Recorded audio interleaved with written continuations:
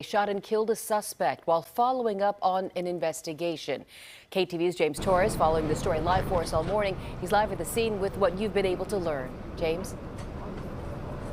Yeah, Gossi, we just got an update from police officers just a moment ago. They gave us a couple of new bits of information, but there are still plenty of questions left to answer, which they say will be answered in the next day or two. Take a look at the scene here behind me. They've been here since 9 o'clock last night. It wasn't to this full of a magnitude of an investigation. Here's what it all happened. We know two officers came out here last night to follow up on some sort of investigation. Officers are still a little vague with that detail, but we know they came here for some reason.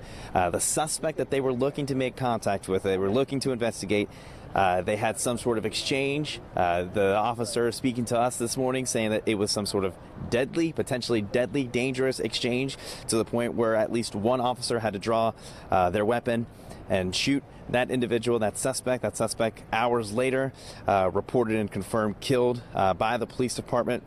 And we're told here by a spokesperson who just gave us this update that this is a very complex kind of investigation, which you can typically assume that will be with any form of officer-involved shooting such as this. But this spokesperson said there are specific details, there are specific pieces of information about this specific investigation that will make this a lot more complicated. He says it's going to all make sense, make much more sense once we are exposed to that information, which they say will be in the next day or two. So really kind of a vague news conference we just had just a few moments ago. But just to recap, we know two officers responded to this area last night for some sort of investigation. They encountered the suspect that they were speaking to. That suspect put them at some point a deadly position, a deadly situation. That is this officer's words.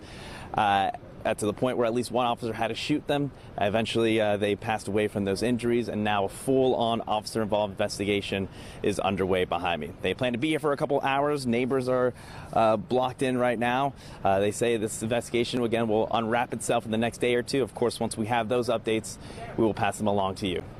For now, we're live.